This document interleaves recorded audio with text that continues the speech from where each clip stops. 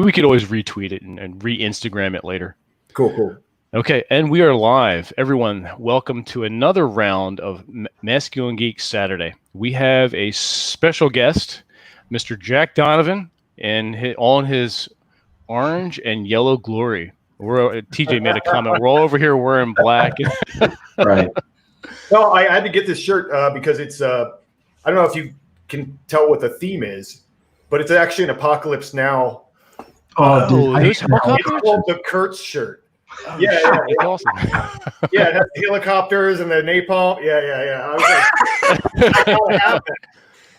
It's quite appropriate, actually, when you think about it. Yeah, it's fine. I've been wanting to get that shirt. I think it's from the 30 Seconds Out that they had of Kilgore, where it just says victory on it at the bottom. Okay. That's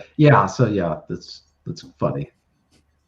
Excellent. So the top says I'm here to party. The bottom part says I'm here to surf while I'm bombing people. There you go. So it's basically like a mullet, is what you're saying.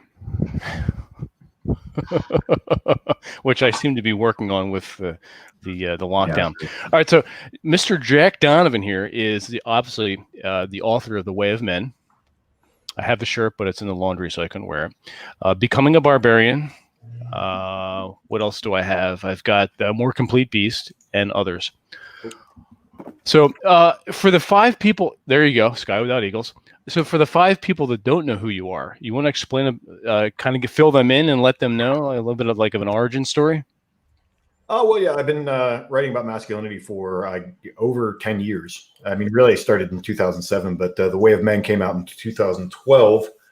And so it's one of the more popular books, I think, on really trying to answer the question of what is masculinity.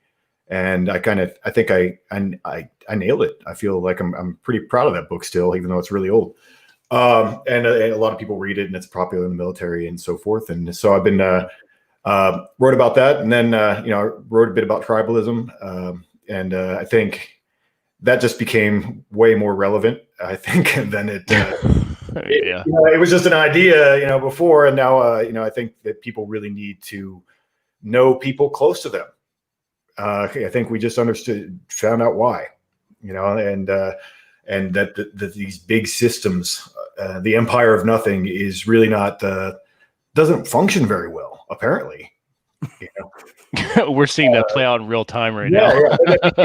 What you're seeing is all these small communities are handling whatever problems are happening in different ways and coming up with different solutions, which is why small systems are kind of better, because you can see what works and what doesn't. So yeah, that's and then More Complete Beast. There's a lot of guys who are angry in the world, and I'm trying to there you go, get their heads right. Yeah. As far as it talks a lot about Nietzsche and resentment, and a lot of people kind of take on a victim mentality, like, I like being a man, and the world hates being a man, so I'm a victim now, and that kind of it kind of falls apart. So I've been trying to kind of push a more have a slogan, "Stay Solar," that I've been pushing a lot lately, and because I think that there's a different way to approach a lot of these problems. Okay. Now, Stay Solar, what is that? Can you explain a little bit about that? Well, there's an essay on my website that really explains it better, because I'm a writer, not a talker. But basically the idea is rather than just being so reactive and chaotic, which is what I always call Twitter like an anti-cosmic hysteria machine. Good definition. Well, because a lot of things I'm working with, the ideas that I'm working with now are really about things are order versus chaos, and think that definitely things like Twitter, it's like they just make everyone crazy constantly, and spin things up, and you lose your sense of perspective and order, and so things like that. To stay solar, really, if you think about the sun. It's kind of on its path, and it draws things into its own orbit. It has its own gravity, and it creates order in space, like wherever it goes. It pulls things into its orbit, and that's what really successful men do. They'll create this system around them that's feeding off of them, but in a positive way. you know. And I think that a lot of people kind of the opposite. They kind of become a black hole of negativity and kind of suck everyone down with them, you know. And so, going around. Yeah. But we just talked it's about literally misery loves miserable company. Yeah, it's when you do that black hole. I think the other problem is that there's guys who are trying to be the sun, and the problem is they're being forced to integrate with the black holes. Like everywhere we go, we're not allowed to get, like, that's been kind of my whole thought on what's going on is, like, how do we get away from them? Not necessarily in a physical sense, because all you gotta do is just log off your computer or just get off your computer. But, you know, how do you interact online in a way that we're able to filter those people out and actually meet up with other men who are not given into resentment and you know, the negativity and all that toxic victim mindset. I've never understood how men think masculinity and identifying as a victim is somehow consistent. It just seems very masculine to say that somebody else beat me or controls me. Right. And sometimes that's true, and that's, you know, why you have slave uprisings and stuff like that. You know, I mean, sometimes the forces are running you, and that's you know. But I think that, I mean, I wrote an essay recently just about kind of the script. I mean, between all these, you know, the Chicken Little pandemic and all this stuff, there's a script out there that people were supposed to be, you know, saying the words like we're all together, and you know, there's a script there. And I think that if you start to look for the script, I mean, I think that's one way to filter things out. Like, I'm not going to interact. I'm not going to say the words. I'm not going to say the words and repeat the script, and look for people who are also not doing that, because there are a lot of people who are not.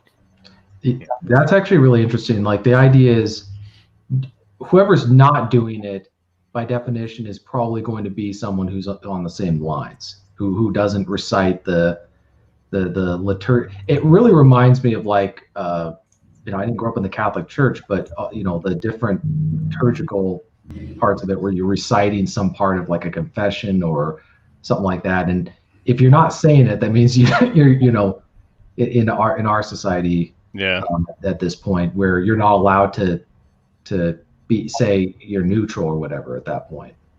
Oh yeah. I mean, they're forcing you into a little kill zone if you're not saying the words. There's a lot of really weird religious parallels to what's going on right now. I was talking to another guy the other day about there's almost a passion play that they're doing with the like the, you know, the people laying down in the street and imitating what the martyr did in his suffering. And, washing of the feet. That is really fascinating. Yeah, it's very religious. True. Yeah, for people who don't know, passion plays were during the medieval times where they would reenact either some part of the Bible, or they would show, you know, if they were trying to sell an indulgence to, you know, get your time out of purgatory, they would show what damnation looks like in hell and all this other stuff, and it was very melodramatic. And it was designed to rile up people emotionally. And so, yeah, I never thought of that, but it's fascinating how these same people will look down on the medieval times, and yet they engage in the same irrationality. Well, it's like in a synagogue. The more money you pay, the closer you can get to God. You know, you move closer to the or whatever. Exactly. Right. The money means closer to the deity. So I do have one question for Jack. So you've been, like you were saying, been writing about masculinity for the last 10 years. I've read a lot of your stuff that used to be at the Spearhead. And so you've been kind of watching this stuff go through several, like, pivotal years. I'd say there's just been so much transformation, especially since 2014. That's when things really started to kick in. And then you wrote the Way of Men even earlier before that. What has been some of the changes in terms of the discussions around what it means to be a man and what's considered important? Because in the early days of that time, a lot of it was about, you know, how to do better with women. And so I'm wondering, how is that possibly shifting right now because of just the way things are? Because I'm assuming things were not nearly anywhere near as bad as they've been in 2012 as it is today. I think the situation is so much worse for a guy in his 20s, at 20 years old now, than back in 2010. Right. Well, yeah, the spearhead, that's way back in the way back. That I'm surprised anyone even knows that. But yeah, no, totally. That was kind of when I started writing about this for a general audience. And then it was just a lot of angry guys, and then there was also kind of getting had a bad divorce experience, where that was a big part of that kind of scene. And then there were a lot of, like you said, the pickup artist kind of thing. And that's an evergreen audience. People are like, well, it can't be about that anymore. I'm like, well, you're always going to have new 18-year-olds who need to figure out how to get laid. Exactly. That's an evergreen audience. That's always going to be there. So, I mean, that's still something. It needs to be part of the picture. But then, at a certain point, if you've gotten that handled, or to your satisfaction, or you just decide you didn't care, there's other areas to focus on, and that's really just a small part of the picture. And that's what's been interesting is a lot of, like I speak at the 21 convention, and that's been a big, I think, source of change in that area, in that space, because they were doing he always says the Anthony, the guy who started it. I mean, when he started doing it years ago, I mean, he was getting dudes in feather boas and all that kind of stuff, top hats, and yeah, and now it's much more. There's a lot of guys talking about how to build a family culture. And there's a lot more like long-term discussions that are happening, which is really cool. And as far as, I mean, like I wrote The Way of Men just because no one else would, at the time. I mean, there aren't as many people writing about that now as there are now. And now you have a lot of, bigger players and guys who maybe have seen some combat, and who have had different experiences. You have guys who are very family oriented, like a lot of the Mormons. You have like Ryan Mickler, who does Order of Man, and there's one of my buddies is an MMA fighter. He runs Savage Gentleman. Oh, okay, yeah. Yeah. I mean, he's a great dude. I follow him I follow that on Instagram. Yeah, absolutely. Yeah. I mean, so guys like that. I mean, I've gone and rolled with him. He's a really cool dude. Then you have your guys like Jordan Peterson. Obviously, kind of came into the scene around then, and reached a lot of people because he kind of had the academic credibility. And then there were Elliot Hulse is actually a big player in that now. And so you just have a wider range of guys. There's the Warrior Poet Society, I think, is a pretty big interesting group now. And so you have a lot of more guys with a lot bigger range of experience talking about a lot broader issues. And it's not just about trying to get laid. It's about what it means to be a man, like in the totality of life. And Stoicism became very big, and I think a lot of people relate that to my whole stay solo thing. And there's a lot of overlap there because especially with all this, like I said, constant hysteria around what part of maintaining your center, I think is really important for a lot of men, and not just being a set of buttons that people can push, because that's, especially now, that's what's going on. It's like, here's the new trauma for today. Here's the new script. Now this is what you're going to be excited about. And I tried to pull out of that years ago. Just recently, just because everything's been so crazy and I felt like people wanted me to comment on it, I started to write a little bit more about current events, but I stopped writing about current events because I feel like it was a group of people in New York and LA and Atlanta or wherever, all the big news places, we're basically deciding what we're all going to talk about every day. Yeah. And these are things that are not close to me. They're not things I care about, but these people, here's the issue that all of America is going to talk about today, and they're controlling your mind. And it's their spin on it. Yeah. Or you have to react to their spin, and they're just pushing your button to push you the other direction. Let's get him to say something stupid and get himself in trouble. That kind of thing. I think the frustrating thing for me is that I am I'm an action-oriented guy. So, and I don't like talking about stuff that I try to avoid discussions around things that either don't affect me or I'm not in control of, right? So there's no point in talking about that. Most men can't do that. I've encountered, and maybe it's just, and you're from the Pacific Northwest, so maybe you can relate a little bit, but most of the men are still plugged in.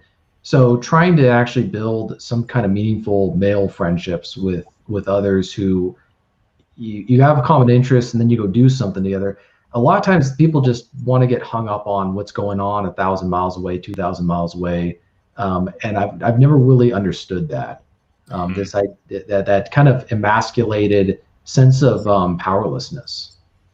Yeah, I've tried to do that in different areas. Out at my land for a while, we had a rule that you weren't allowed to mention a politician's name unless he returns your phone calls, like out at the land. Because I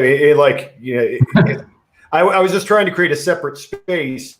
And Right. I don't want to go out with a bunch of guys around a fire and then hear about the same thing they're talking about at the water cooler or whatever at work. Right. Yeah. Trying to create something different, and where it's not about that. And I had to make that rule because at the time I had a friend who was running for mayor, and so I'm like, well, he returns my phone call, so I can talk about him, so it's okay. That makes sense. Yeah. But for most people, they're just constantly letting these people take up space inside their head. And you just kind of create some boundaries with that because they still want to plug in. A buddy of mine the other day was talking about. He said his dad is really, can't stop watching the news. People are really really glued to it, and like that controls their whole world. It's like what happened with 9/11. You were just glued to the TV. And you couldn't get away from it. Well, especially with not to make a boomer comment, but it really is well, I think it is because they grew up on television. I mean, they watched very pivotal moments in their history of childhood, like the JFK assassination, Challenger, whatever. But I know a lot of especially older men. If they're conservative, they're going to be watching Fox News. They're going to be listening to whoever's on Fox News, and that's going to determine what mood they're supposed to be. It's almost like they need someone to tell them what mood they're supposed to be in for the night. And then they go reflect that. It's no different than the dynamic of men, full-grown adult men watching a college sports game like football, and then the outcome determines their mood for the rest of the day. And I've never understood. It's like you didn't play that game. You just watched. It's in some ways it's kind of like almost. I'm trying to think of the psychology of it, but it's just very emasculating. I found it's just vicarious living is what that is. Exactly. Yeah. Right. Yeah. Well, I mean, they get a chemical high from that. I mean, I think if your team wins, then you get like a testosterone boost or something like that. It's a weird, vicarious thing that they're getting this extra experience. It's weird. One of the things I'm curious about is I had a chat with because I'm a writer, I write fiction, and I like writing about masculine men, but it's mostly been set in the past, like the 30s or whatever, because that's just easier. We have iconic pictures of what masculine men looked like, and even up until I'd say maybe the 80s. But what it means to be a man today looks very different than what it did maybe in the 20s and 30s because of just the way the things that have changed.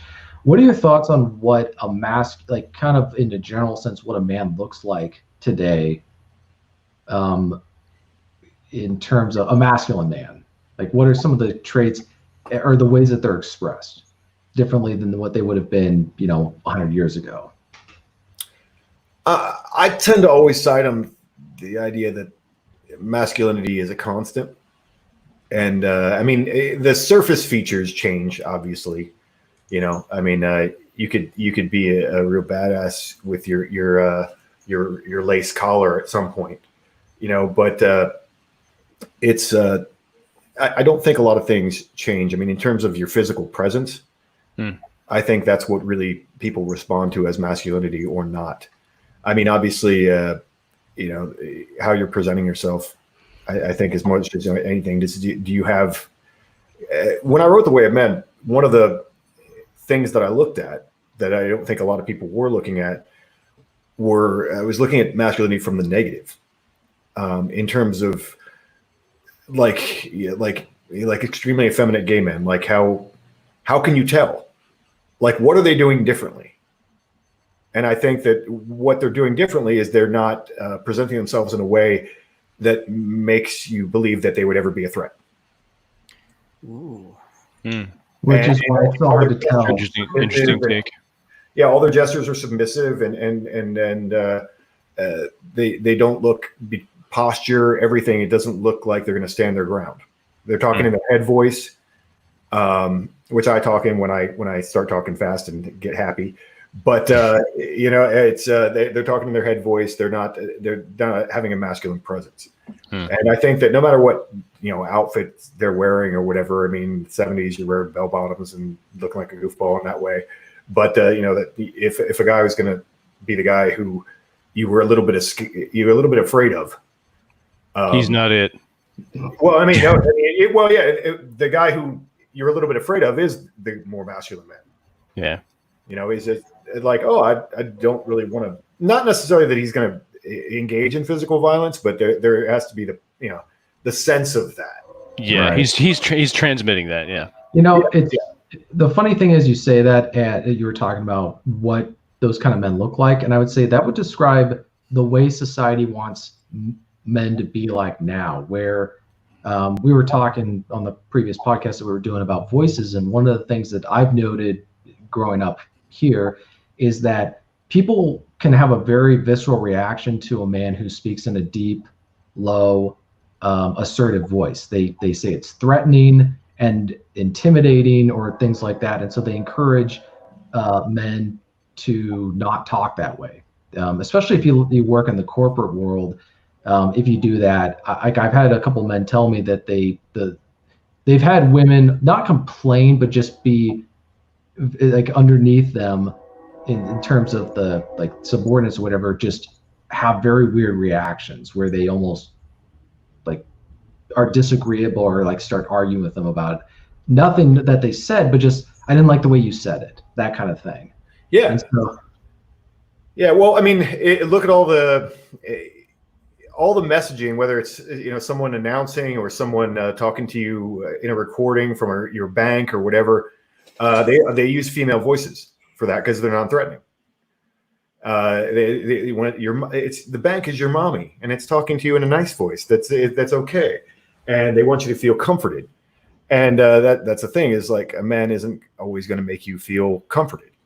Right. They're going to, because it's all about assertiveness. Like, I'm going to assert my will, and even if you're not doing anything aggressive, if you're not being combative or aggressive or you're still putting off that vibe, right? And a lot of men also, if they work in a corporate environment and they sit in meetings with women all the time, or the worst I think is when you work in customer service. Yeah. Because they spend their whole day apologizing. Yeah. And I swear to God, I bet you could do a study that lowers their test. If you spend a whole day apologizing and saying, like, I'm sorry you had that experience, and you have to say it in a passive voice, because that you can't be like, I'm sorry you had that experience. Like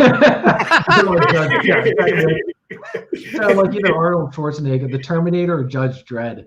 Yeah. I mean, you can't do that. So I always was wondering why they never had, for example, like a Sean Connery style voice for Google Maps, like this kind of cool sounding voice. Instead, it's this very almost patronizing, like mommy-ish voice for turn left here. And of course, it's always after you've passed that intersection. Right. So yeah, it's interesting that. And I was just on the phone with a customer service person for one of my whatever it is, and they were like, I'm sorry, sir, and all this stuff. It's like, you don't have to sound like you were personally responsible. Like, you don't have, this is over the top. Just say, yeah, that sucks. Like yeah. But I mean, they'll get in trouble. I mean, these some of these recordings may be monitored for customer service. They're being listened to. It's like it would be so much. I think customer service would actually be more tolerable for men if they were on the line with a guy who's like, dude, that sucks, man. Bummer. Whatever. Like, you bummer. I'll check it out. Yeah, this dude's a douche. We'll get this figured. Like, imagine if you're a customer service guy for a credit card company. You're like, yeah, those pricks. They screwed me over the last week. We'll go. Everything is recorded now, so you can't. Yep. Well, yeah, it's like if I was the head of the company and I had a customer service base, I would say almost like I would allow my customers to pick. Do you want to talk to a man? I know this would never fly. Press one. Yeah, press one to talk to a masculine man. You know what the problem is? A lot of the women would select one and then just sit there and talk to him for 2 hours, right? It would turn into a therapy session. Yeah, it would turn. And they would just start telling them about. And of course, the customer service rep guy can't hang up. He's just like, yeah, yeah, yeah, that sucks. And then of course, 5 minutes later, it's gonna be like that movie Red, where they just call up just to chat. Well, it's funny you say that. I used to work for Contact, which was a crisis hotline. I did volunteer work for about 4 years. And a lot of because I have a decent telephone voice, and for a lot of that 4 years, we would call them repeat callers, and they were all women, right? And some of them would even say, "I like the sound of your voice," but because it's a bit of therapy, you can't follow that, obviously, that sequence. So you have to redirect them back to why they're calling, and a lot of times they're just lonely and they want to talk to a guy. So it's just interesting. Yeah. That's almost a short story, like some sort of sad fiction story. Yeah, it is. It really is. Like a strong, independent woman at 20, and at 40, she's on the phone with a customer service rep. Yeah, for hours. Yeah. I just need another rescue dog. So Jack, I've got a question for you, and maybe you've had this question from other people, but in all the years that you've been doing this, you've been writing, you've been speaking in public venues of certain varieties and whatnot.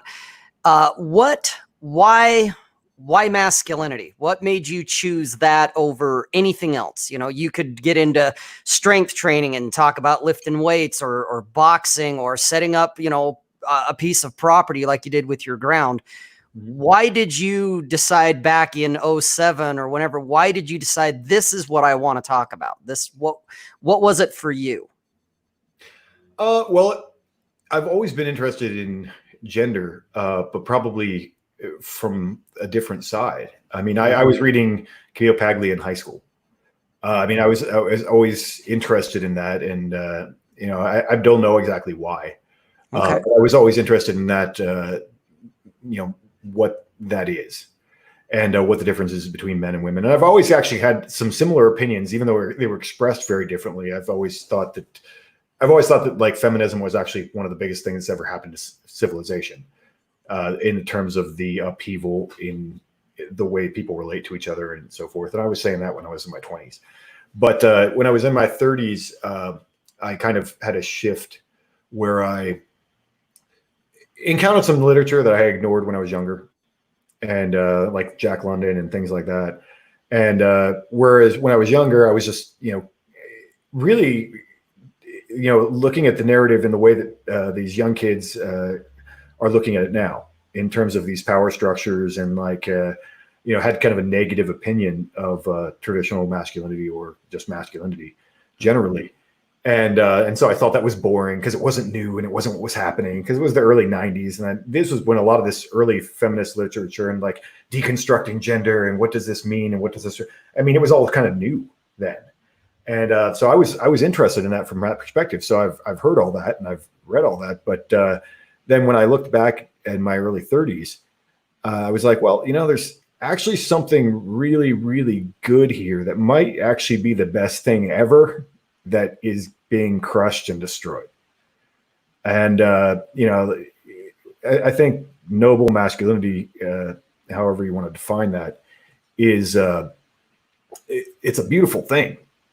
And it's one of the, I think when you look at, I'm doing a lot of work with myth and stuff like that right now. And you go and read, traditional like epics, all the Homeric stuff and all the myths and stories about heroes and so forth. That's a great and beautiful thing that is being like eliminated from the world. And so I think that really captured me. And, I'm like, someone has to say something about this, and not let these people who are imposing an agenda that is really just cooked up in a college like class, that has no relationship to reality, and they're just twisting what men are into something horrible, and horrible to them, and just erasing all the great things that men have done all throughout history. And I just thought that was a pretty horrible thing. So it's just been, it makes me happy when I see, like, I don't know, there's nothing better than like a young man who's like, I want to get stronger. I want to get better. I want to be something bigger. I mean, that's it. Like, that's the good stuff in life. And so, that makes me happy. And so, if I can help promote that, then that's good. Thank you.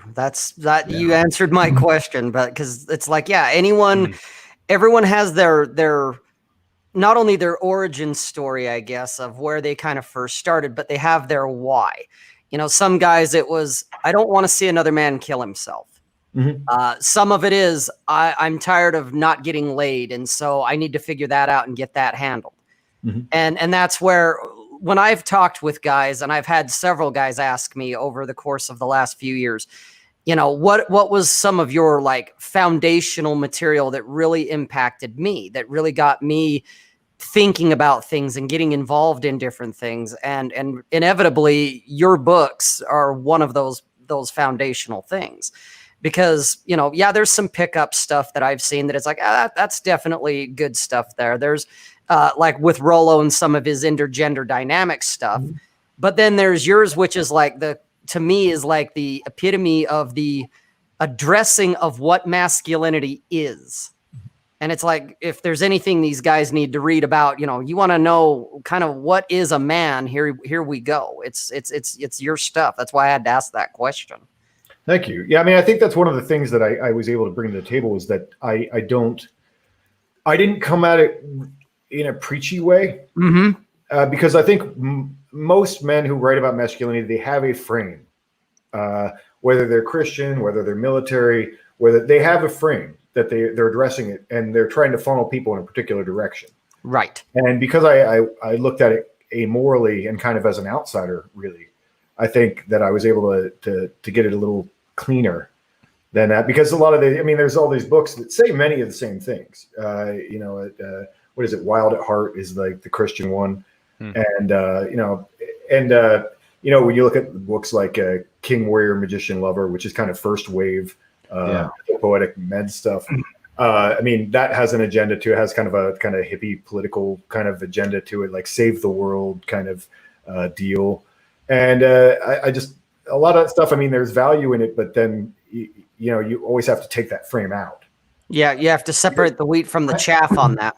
Yeah. I think one of the most important things that I took away from your book, I think it was The Way of Men, where you differentiated a man who's good at being a man and a good man. Yep. Because they're separate. Yeah. And what most men, the people who write about masculinity, particularly coming from these perspectives, what they're trying to do is say, we're writing about good men and we're going to filter masculinity through that. So anything that's masculine but not good, we're going to take out. But the problem with that is, Genghis Khan, is anybody going to say that he's not masculine, or Attila the Hun, or any of these great, like Conan the Barbarian, whoever it is anybody going to say that these guys aren't masculine because they aren't not that Conan the Barbarian, but other guys, warriors throughout history, the German barbarians. So obviously there's that disconnect, but what they're trying to do is convince men who are adhering to their moral code that they're not losing their masculinity as a result of that. And there you nailed it. Well, the Christians had done something for years. I think this was even like 19th century stuff, but they were trying to create a muscular Christianity, because they were feeling they were doing that because they felt like they needed to do exactly what you're saying, like Christian need to be masculine, but we have to sell this to them in a way that they're going to like it. And everybody has to filter it through that thing. And the problem is that they're moralizing. And I've made a bunch of examples, though the famous one from the book is Darth Vader a pussy. But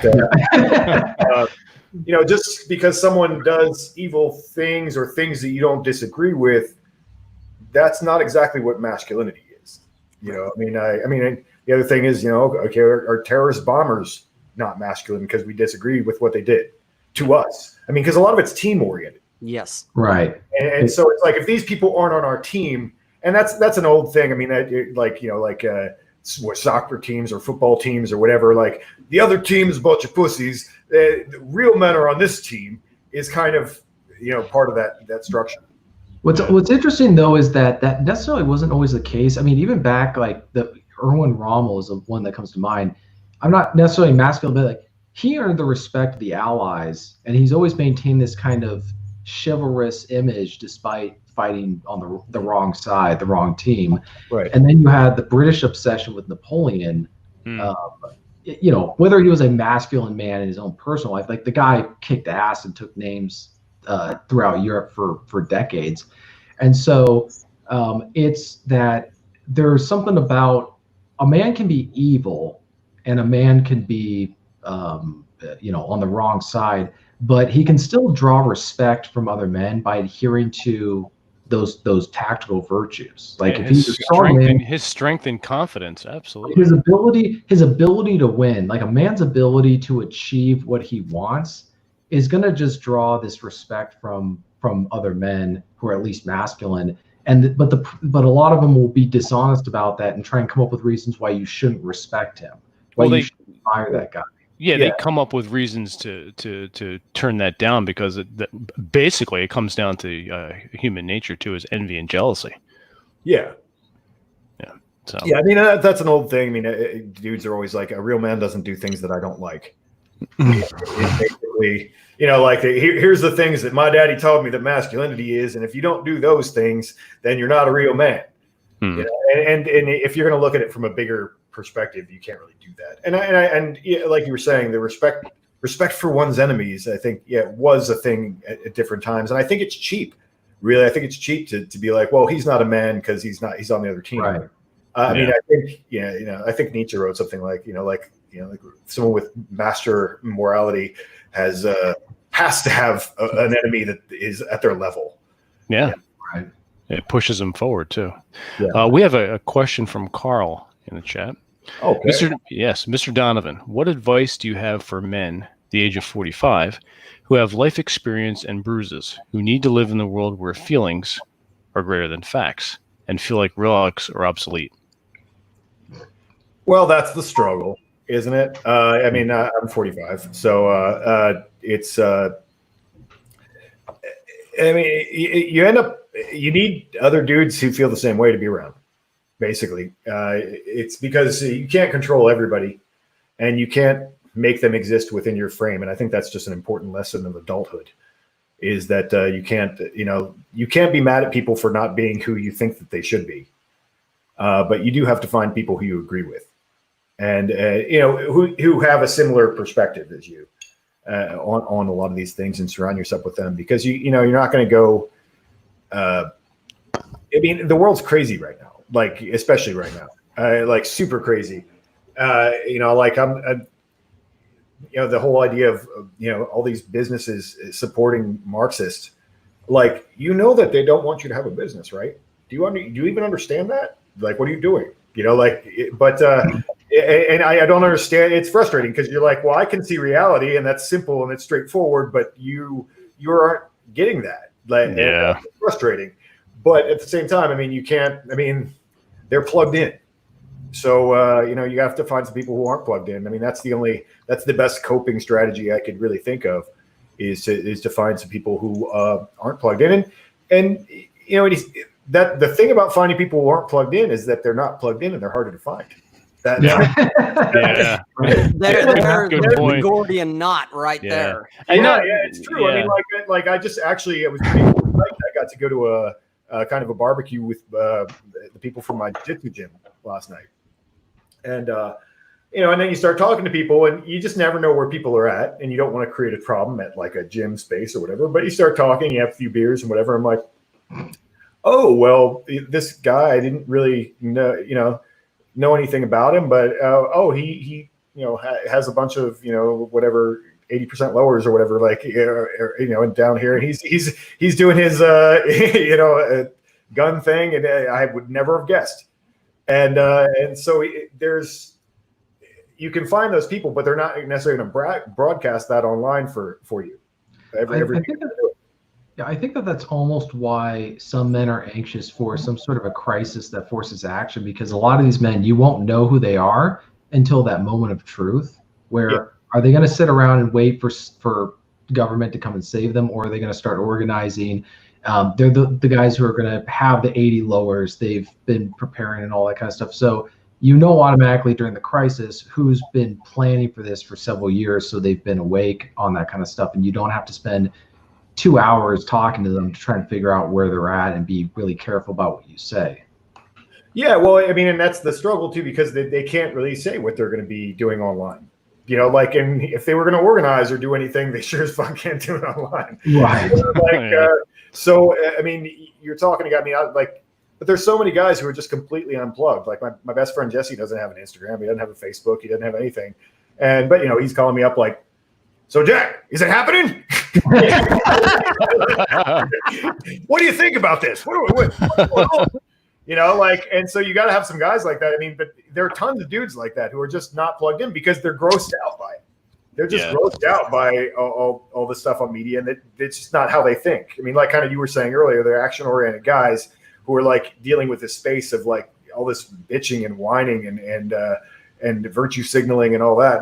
There's nothing for them there, you know. Right. So I mean, if they're not into, like, if they don't have a business, what's the point of having an Instagram, or what's the point of doing that? It's just completely repulsive. Yeah. We do have another question from Nonstop.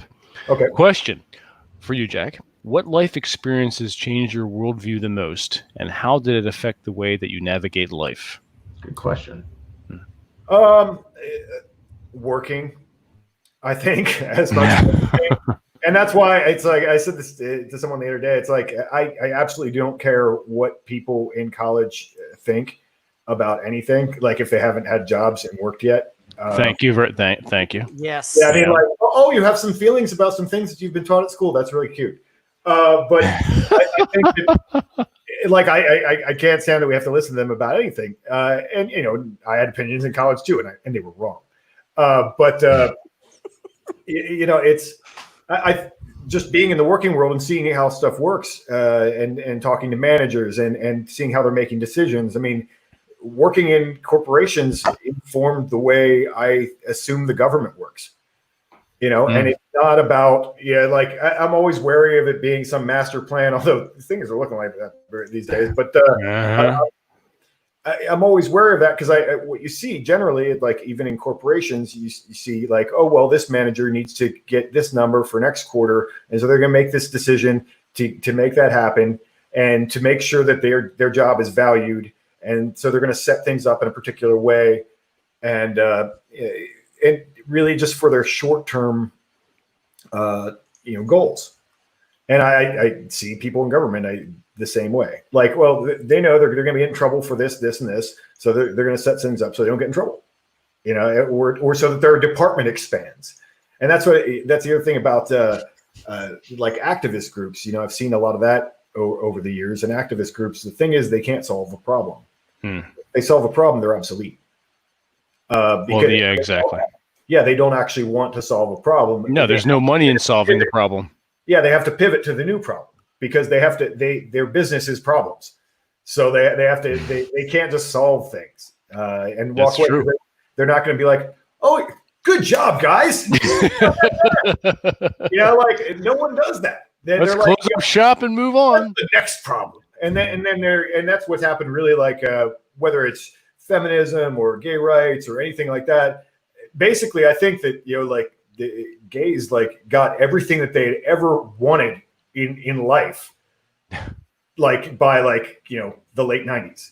You know, and then they didn't even want to get married in like the 80s. That wasn't even on that no one cared about that.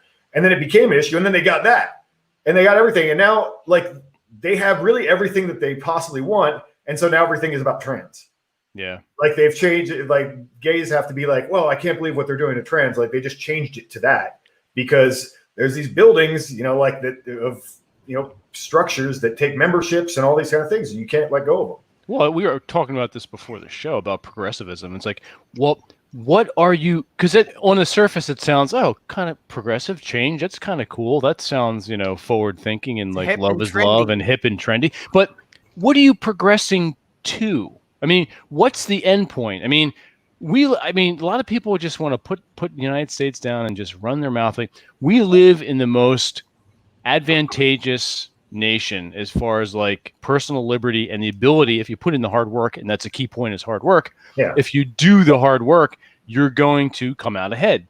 But that's not enough. So what are we progressing to? It almost seems like now progressives are moving backwards. Yeah. I mean, we might have to put a caveat on that. I mean, I'd say that was what the United States was like last year. Yeah.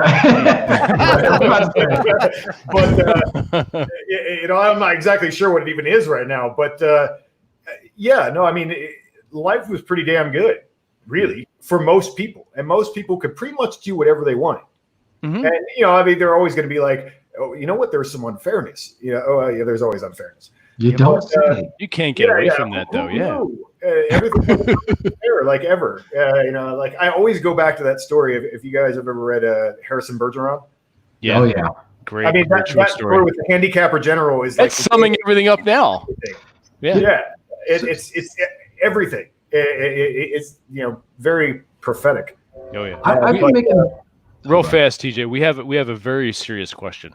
Oh, go ahead. I don't know if you'll be able to answer that. Okay. So this shirt, it is awesome. You're correct. I got it.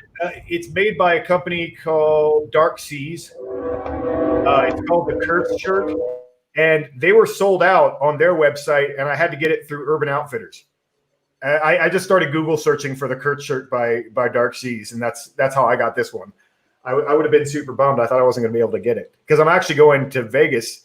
Well, I'm flying into Vegas, so I'm taking a trip to Zion National Park next week. So I was like, when I saw this, I was like, well, I'm driving through the desert. I got to do the thing.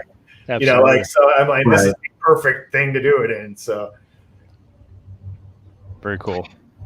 So TJ, you had a question, yeah. So Vince, the one thing I wanted to throw out, because you were asking where all this is going. I have a theory that this all really boils down to psychology, and it has to do with the world is run by narcissists, and the fundamental root of a narcissist is that they are a victim, and so they are self-destructive. They don't really think that far ahead. They're just they have to remain in a perpetual state of victimhood. So even after they've killed everyone else in the world, it destroyed everything, blown everything up, everything's gone, they're the last person on the earth, they will still delude themselves into thinking, I'm a victim, everyone's abandoned me. I mean, that's the level of degree of narcissism. You're wondering where this is going. It's going where, as far as the codependents that make up most of this country will put up with it before they snap. Right. That's kind of where I don't have much faith in people putting boundaries. Like, these people are searching for boundaries is what they're searching for. And most Americans are not willing to give those boundaries. And that's how you really result in anarcho tyranny that we're seeing, like in Seattle, where they can do their thing. But if you're a barber in Central Washington trying to open up, the state attorney general will come down on you like, a dead, like vultures on a dead carcass. They'll just immediately snap you up. But if you're going to go, crap your pants in the middle of the street in Capitol Hill, they don't have a problem with that. Yeah. And it's, the thing is, I mean, this was I think a very engineered diversion. I think. I mean, agreed. Like I said, I hate to do that, but God, it was timed well. Because I really feel like Americans were at the point, because like you're not going to do anything while there's food on the table, and people have opportunity, and there's food on the table and roof over your head, whatever. But the whole you aren't allowed to go outside thing, and you're not allowed to work, and you're not allowed to run your business. That's revolution stuff. Like after a while, that I think that people would have gotten to the point of like, no. And I think that's where it has. And so this diversion makes everybody scared and freaked out about different things now. But I really think there were a lot of people who were, I loved it. I made a post about it on Instagram, like, because I live in a very small town, and there was a moment where everyone decided that they weren't doing it anymore. You know, like, and a lot of the smaller town sheriffs and stuff like that aren't going to enforce. Not in a small town. Yeah. And so like there was, you know, like everybody was doing the like 6 foot thing, and everybody was wearing masks, and they were all trying to be polite and do the right thing. And then people, after numbers started not look like they were supposed to look, people were like, nah. And and it just became like, actually like kind of like, well, okay, oh, she's wearing a mask, she must be old or a Democrat. And you know, because it really was looking like that. Because I mean, now it's like, people are just walking around, going by their business, like, nope, not doing it. And there was civil disobedience that was happening. I mean, there were a lot of people who were like, oh, I'm free, I'm going to do what I want, and if you want to stop me, you can. You know, people weren't staying home anymore. They were doing as much as they, you know. Businesses are tricky because then, okay, well, now I can't get insurance because I'm not legally allowed to be open, and then, you know, all these things that happen. So there's all kinds of stuff that you have to worry about as a business. But as far as, you know, regular people just doing what they want, I mean, there was a weekend where I was like, yeah, and they're done. America, out here, America's done. They're done with it. And I think that was happening everywhere. I mean, obviously in big cities it's a little different, but I think that was happening in a lot of places, and I think that they realized they need to start rolling stuff back really quick. It's going to be a problem. I mean, people were starting to go to protests and stuff for the restrictions, and they're starting, and so now they've just diverted that into a different weird problem that no one. Well, they shut down the protests for the restrictions really fast, especially in Germany. Like, we're going to protest the restrictions. Nope, you don't. But Black Lives Matter on the other side of the world is okay. Right. Well, not only that, but why would Europeans care that much? They don't. They don't. So one thing I would throw out, I was reading this about the history of this one strike that was in New Orleans back in, I think, 1892. And it was by it was like a multiracial, like white and black workers were striking together. And one of the ways that they tried to break the strike was by injecting racial tensions into the union or with the group or whatever, and they didn't break. And so the companies had to make concessions. They had to finally say, yeah, you're going to do a 10-hour day and all this other stuff that they wanted to do. But I was really intrigued by the fact that they were the way that they wanted to break resistance to authority was by creating divisions within the group.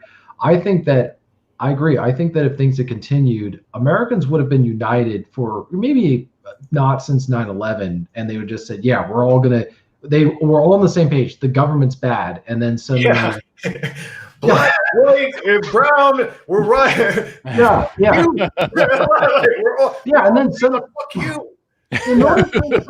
Also during the COVID-19 thing, all the identity politics stuff stopped. And then, I don't know if suddenly it shifted from COVID-19 as a public health issue to racism is a public health issue.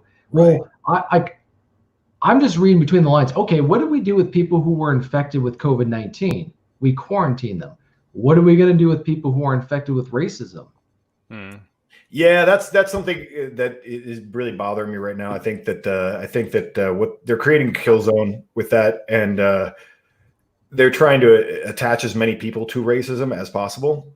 And then within the next 6 to 12 months, just because this probably is going to happen anyway, even without planning, some dude who's a little bit of a white nationalist is going to shoot some things.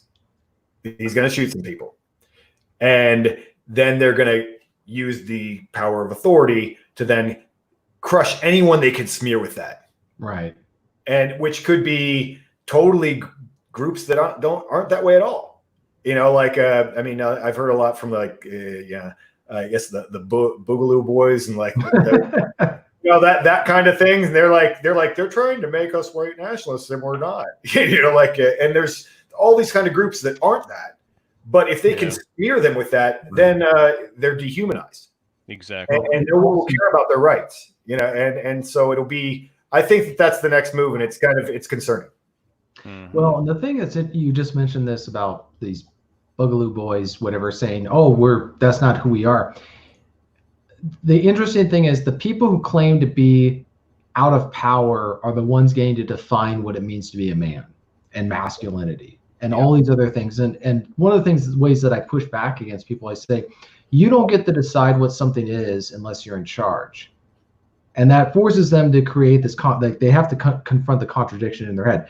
Either I'm oppressed or I get to decide what something is. But you can't pick one or the other. And so I mostly either get blank faces or narcissistic rage, like people who just act out and, you know, scream and then they run away. Right. Yeah. Yeah. Well, I mean, it's the masters of the makers of givers of names. Yeah. You know, if you name things, then you're in charge. Yeah, and that's the thing. I mean, unfortunately, it's a lot of screaming babies that are in charge, because I mean, I think modern society is really geared to serve the squeaky wheel.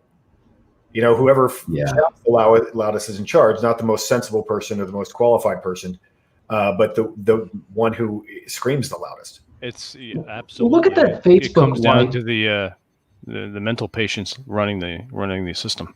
Yeah. Look at the Facebook I mean, first, Facebook's demographics are older, so just keep that in mind. They did that thing where they added where it's like this little character hugging a heart, and they added that. I was like, what in the name of God? Like we are reverting back to the stuff I remember hearing in preschool. We're in this together. Everybody's important. Like, yeah, everybody's reverting back to a childlike state. And when I see these adult men and women in charge of government, like groveling and kneeling and all this other stuff, like I try to like think, is this really? Are we really not in the Matrix? Like, well, it comes down to boundaries again. Program it right. Yeah, yeah. Well, I mean, everything's been going that way for a long time. I mean, you know, even with computers, right? I mean, I remember when they were far less user friendly or trying to be cute. You know, like I remember Windows 98. You know, it was a whole. Yeah. I mean, things were not. I mean, everything's cute. Everything's like it's like Japanese people swept in and made everything cartoons. Yeah, you know, because it's comforting and cute. It makes it's like it is infantilizing, really. Like, and that's it like sterilizes everything. The government is your mommy, and it you know, it used to be your dad. Now it's your mommy, and it wants to take care of you and make sure you feel okay and make sure your feelings aren't hurt, and you know, tell you you're wonderful no matter what you do. Until you disagree with mom. Here's your trophy. They're just great. Like, our government is a narcissistic mom. that's what it is.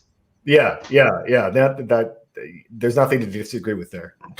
So the best thing you could do is, like, my whole thought is like, you go hide and let some other sibling take the beating for it, you know, for the rage or whatever. I mean, that you started. Yeah. Can't say I never did that as a kid, but right. Yeah, I just think that's for men who are trying to maintain their dignity, especially in this whole thing, is almost we're being pushed out more and more to the fringe, and so it's just it is disconcerting for me as well, and I'd like to be hopeful, but I'm also like the T-shirt says, I don't expect anybody to be coming over the hill. The cavalry is not arriving. There's no person who's going to come in and fix this. And that's what really frustrates me about other men is they're always like, well, Trump's going to solve it, or the military is going to solve it, or, you know, God's going to come back before this is all over. Second coming.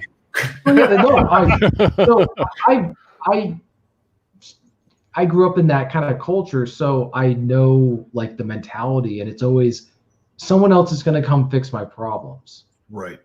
And for a man, I don't want to be around particularly men, but I just don't want to be around people who are like thinking it's someone. Everybody thinks that their problems are at the end of the day, someone else's responsibility.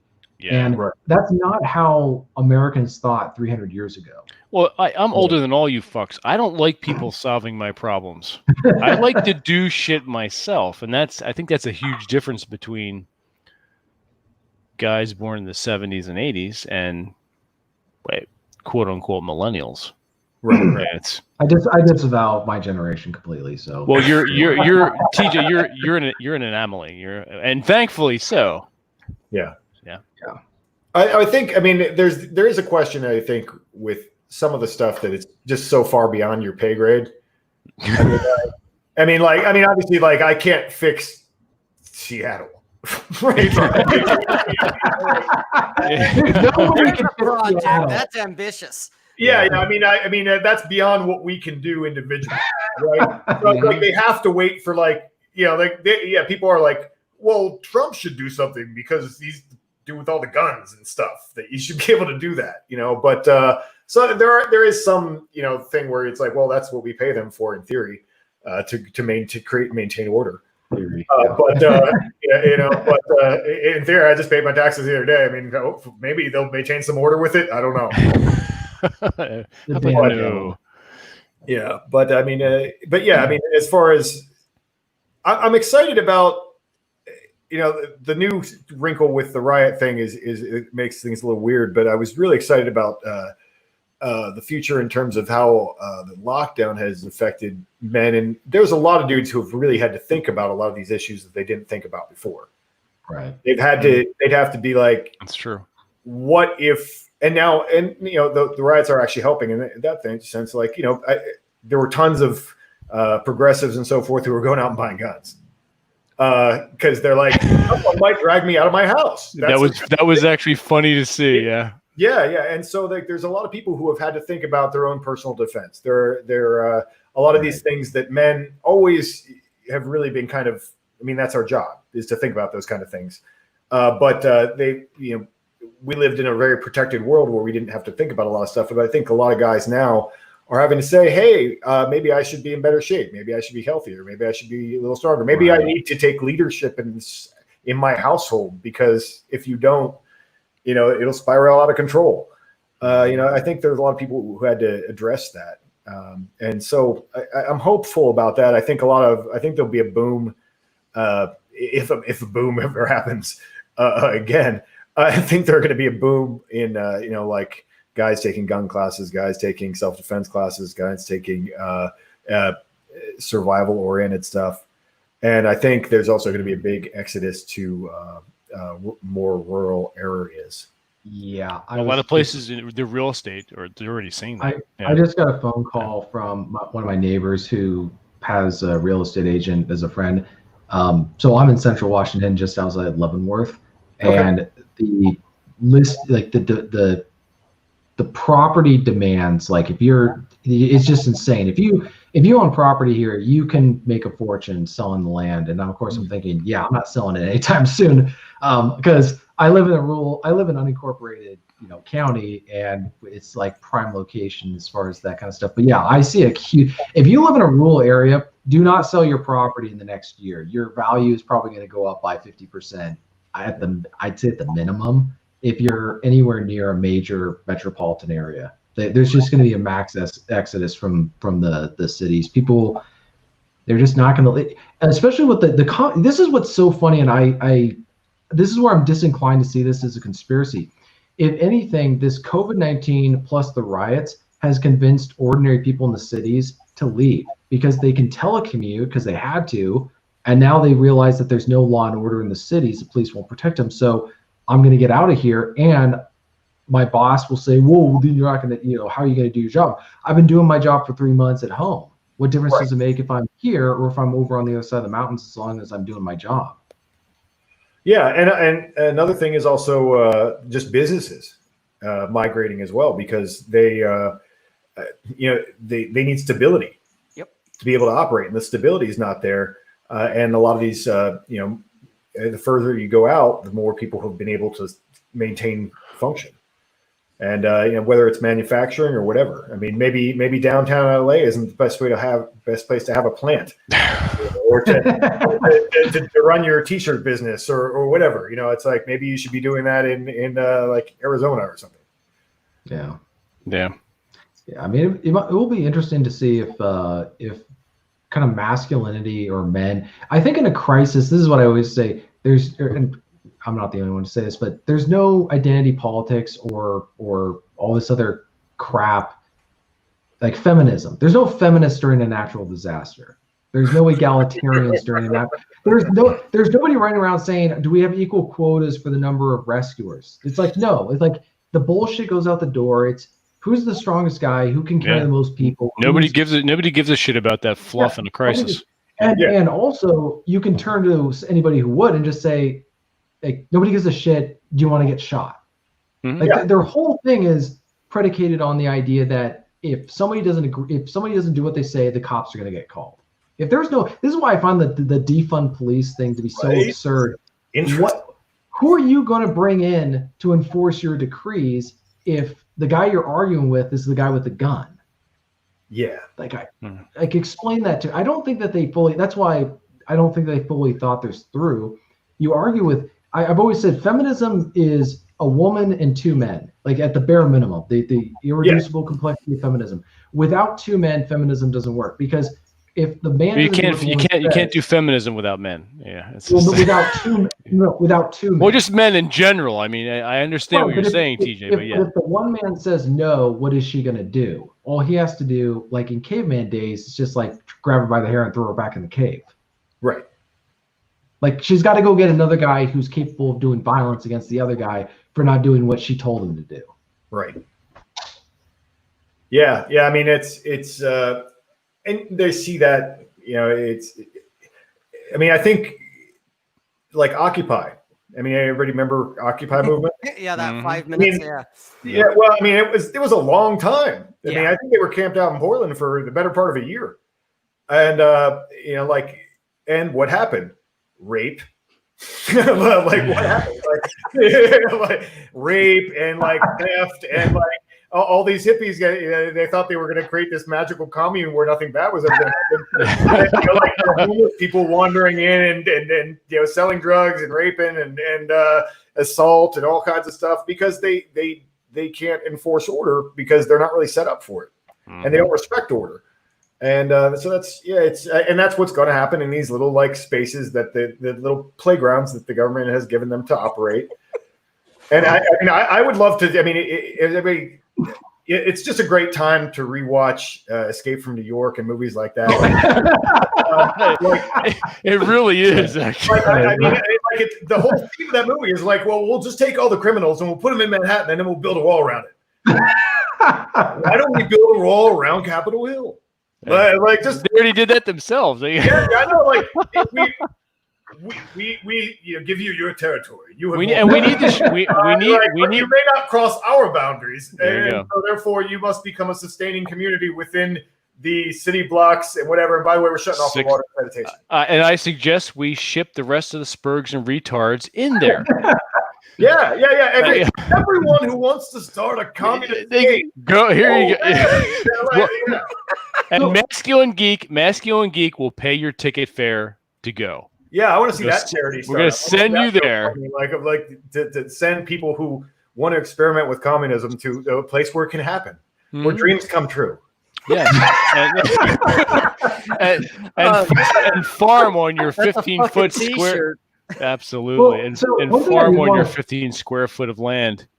Since we're on the topic of politics, another thing I've always found very fascinating and frankly a pretty strong rebuttal to a lot of I've been involved in libertarian circles and stuff. So you wrote that one essay, Jack, about how an authoritative government or authoritarianism is necessary for hyper-individualism. Like this idea that people can just be their own island. They don't rely on anybody else. They're the lone wolf and all that kind of stuff. And it's true. And that's what, interestingly enough, I saw this disconnect between a lot of hyper-individualistic libertarians who also ended up favoring, overreaching policies that enable people to just go from place to place with no repercussions for their actions. And it seems like a lot of what, one thing that I would say that's unbecoming of a man is their intense desire to avoid obligations that they have or duties. And that's either ones that they're responsible for something and they abandon it, kind of like abandoning your post or whatever. But there's something to be said about somebody who wants to go into an area, take what they can through deception, in our modern age. It's not like warlords where you can just go crush. Like, we're here to kill you and rape and steal and all that kind of stuff. Like, we're not pretending other. But then they leave. They want to leave before the consequences of their actions are that way. So I think that when the government if it began to destabilize, we would see just how much of a farce a lot of what people think of as individualism today really is. They think of like this John Wayne character who's, you know, riding off into the sunset on his own. I'm thinking, yeah, he didn't make that saddle. He didn't make his revolver. He didn't make any of the stuff that he had with him, probably. So at some point, he's going to need somebody else. Well, yeah, or I mean, that's kind of the, you know, like Mad Max is another example. You know, these individualist characters that roam from town to town and enforce justice and do what's right, and then they leave because they're like dysfunctional guys who can't really deal. You know, like they aren't good at keeping friends. They don't really like people. They're, you know, like they can't stick around because they're like, no, I'm too broken. Yeah. You're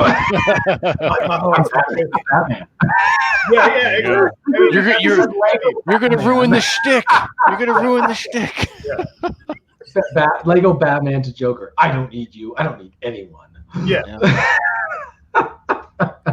Yeah. And so, I mean, it does, but you're right. I mean, obviously, there has to be some structure in place.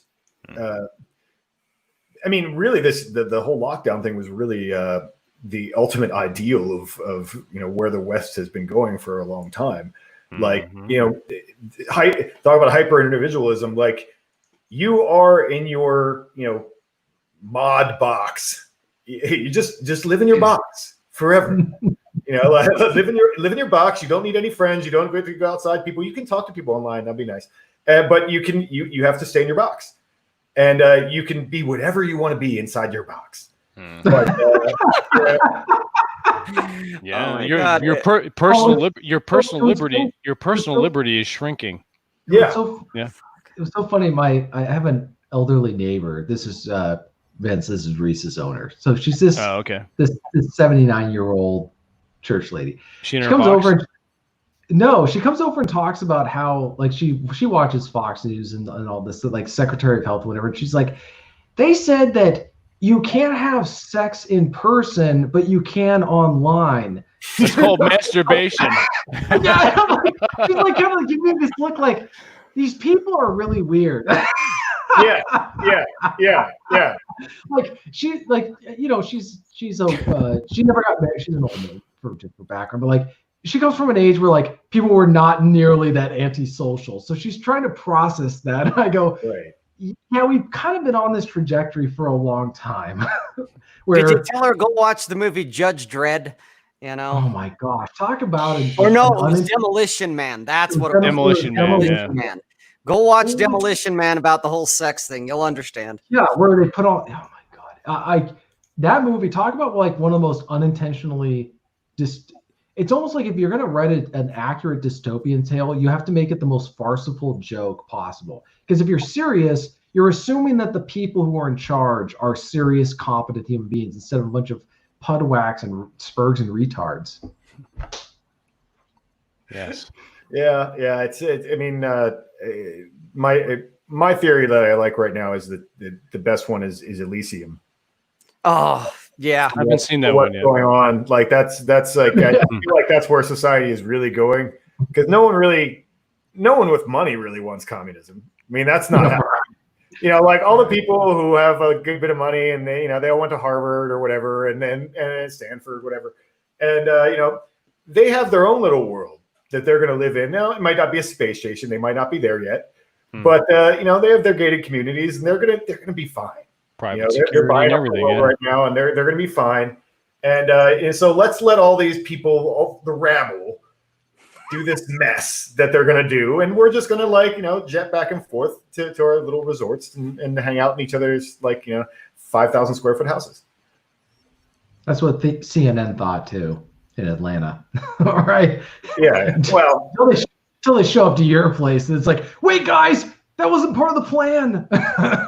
Yeah. I know a guy who I guess was connected in with Bill Gates' circle or whatever, and and he was saying something that like, well, he's going to reevaluate in the fall and see if he has to move to his fallback location. What? Fallback location. So for the record, These people have so much money. You think they don't have a giant ranch in Montana? Multiple fallback locations. Oh, Absolutely. Yeah, it's funny. I knew a guy who actually worked, if I understand correctly, he helped build Bill Gates' house. And apparently they got some special permit because there's a creek that runs through the house. And so for normies, you can't build on that land, but they've got some special permit where they've got a creek. So like his house is probably the security for that, and all the stuff that they probably had to do is incredible. But yeah, it's funny how they don't plan on staying in the places where they're living at. Yeah, they've all got, and it's probably going to be in some area where they're surrounded. We're even seeing that in my area. Rich people are buying up these properties, and they're living next to people who make no money, like poor people, right? Mm-hmm. They're building these huge mansions or stuff like that. So the problem is, you don't want to be a have living next to a bunch of have-nots. When it comes, it's like you're kind of putting a target on yourself. You want to live in a house that looks like it's a trailer house, and then down below there's like from Batman, the Dark Knight. Like you want the trailer trash house looking thing, and then down below is your mansion and all that kind of stuff. You don't want to signal to people, "Hey, come rob and steal from our house." Yeah, that's true. Although you might have your armed security while doing perimeter. It just depends how bad things get, because that's what a lot of people are saying is that there's going to be a boom in private security. Yeah, in my neck of the woods, that may not make a difference. Okay. I'm just saying, like, I don't know what it's like in your part of Oregon, but in my part of, I'm just saying, like, I've seen some of the stuff guys have. It's like, it reminds me of that line from Casablanca where they say, "Major, there are certain sections in New York City I would not advise you to try to invade." It kind of comes to mind. Oh yeah, that's what I was saying. Well, because they were talking about, it turned out to be really kind of sad and tiny, but they were sending out tweets, which I guess were a hoax, but the riots were moving into the suburbs or whatever, and I know that they were going to go to Hood River, and then they were coming. There was a thing. They did have a protest in the Dalles, but it wasn't really anything. Right. That was the first time I was like, really? All right, I guess this is happening. Okay. And then I started thinking about it, and I'm like, man, there's a lot of, if they protest down Main Street, there's a lot of dudes who've been hunting all their lives between me and them. And who have been waiting all their lives to shoot a commie,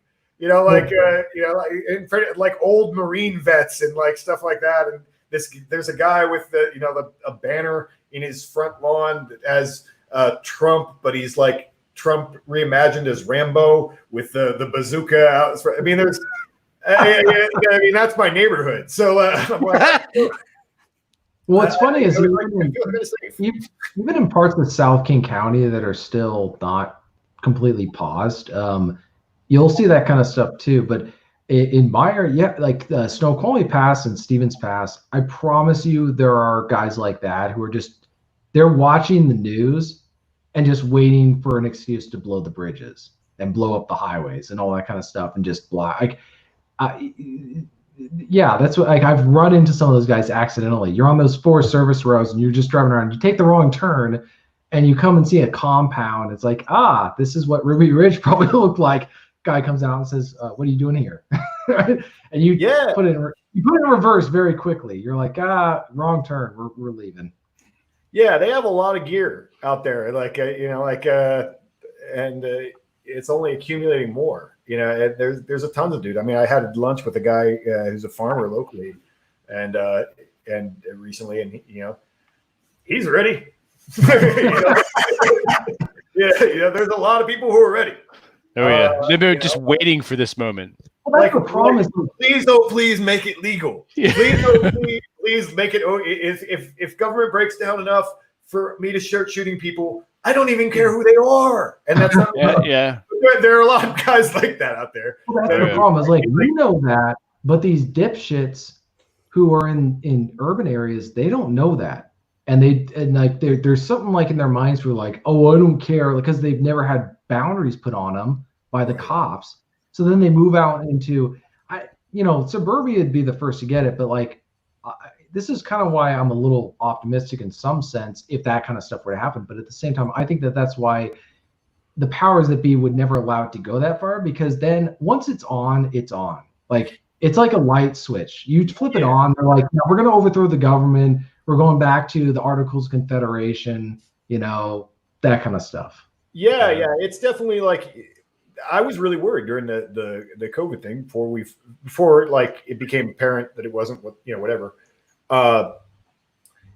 Enough people there were still enough dudes, and a lot of these people, the progressives or whatever, they don't see them because they aren't on their feeds and they aren't in their, they don't know these guys.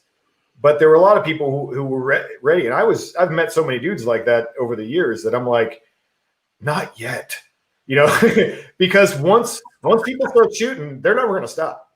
Like that'll be a rolling thing that you won't be able to control because it'll be everywhere. They don't understand the psychology. Prevent that. Or maybe it's time. I mean, I think second lockdown is time. I think that people do it. I give it my blessing. I'm not going to do it. It's not going to be me, FBI. But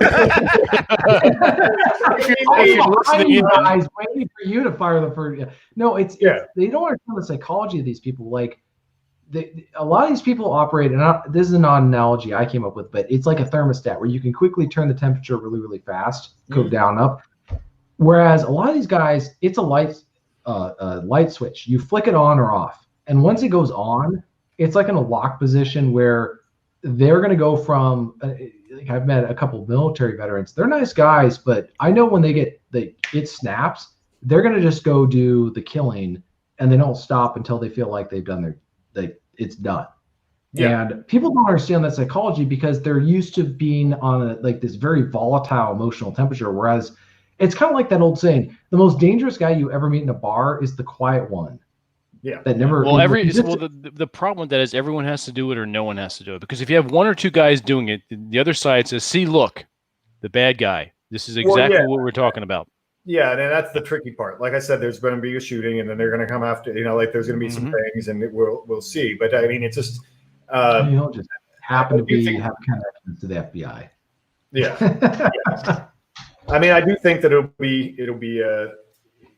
There's, like I said, it's just hard to predict. I think you had a question in the bottom, like, what does 15 years from now look like? And I'm like, I'm not doing that. I don't know what next year looks like right now. Seriously, the next 4 weeks, for fuck's sake. Yeah, seriously. Yeah. I mean, because like you said, any of these guys, if that happens in a big enough way in a few places at the same time, I mean, there's dudes all light up the whole South. There's a whole showing up on satellites there. I mean, Texas isn't going to have it. They're going to. There's plenty of people in Texas who'll be like, hell no. And there's all kinds of. I mean, the Mormons are ready. It's their job to be ready. That's part of their apocalyptic training. Yeah, they're set up. Yeah, they're fine. Yeah, they were good to go for this. Like my Mormon buddy, he was one of them was as the lockdown was happening, he's like, we already have stuff for 2 months. I'm a failure as a Mormon because I don't have it for 2 years. Jesus Christ. I mean, that's the bare minimum of how far they're ready to go. That's he's like, I really got to work on it. I got to do better. Well, that's the problem with a lot of these urban retards. I don't even know another word to describe them, but they don't understand that there are people out there with an apocalyptic narrative. And so when they escalate, they interpret that as a fulfillment of their own personal beliefs, and they're going to engage. Like, it's funny, I was reading a lot about like, obviously there's in the Bible, there's Revelations, but also in Norse mythology, as you've read, there's Ragnarok. It's like there's the ending. There's always an apocalyptic ending. It never ends with a whimper. It always ends with a bang, right? Yeah. And so that's part of like our DNA as human beings. And so these people are always wanting to escalate things. Was like, okay, fine, let's have. We'd rather have a bang than a whimper, I think, for as men. Yeah, no, absolutely. That's a very male thing, and I think that's dying with your boots on. Yeah, Yeah, there's a lot die of on your feet instead of living on your knees. Yep. Yeah. We're gonna die, Yeah. guys standing up. Absolutely. I want to get away from politics for a little bit. It's fun, and it's nice to have this fire. But Jack, are you working on anything new lately? I wanted to get into things that you're doing. Oh yeah. No, I mean, that was my project for this year, so that I didn't really affected by a lot of this stuff because I was supposed to be sitting at home writing a book anyway.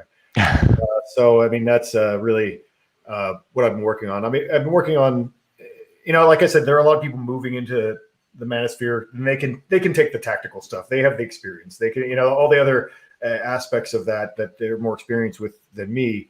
And obviously, I've been doing the rituals and so forth because, at heart, I'm really an artist and artist, priest, poet kind of guy. And so that I'm kind of going more in that direction. And I really have a philosophy, a religious kind of, I'm calling it solar idealism. In a way that melds all of the heroes. The thing about the Norse stuff, which I was doing that for a long time, is that it's very limiting, and because you kind of want people who have a direct connection to that, the ones who want to do it. And then there's half of them are going to really kind of be Nazis, and then the other half are not that, but it's still really limited to. I want to hang out with guys who are successful and excellence oriented, and I don't really want to make of like, well, how German are you? It doesn't. That's not.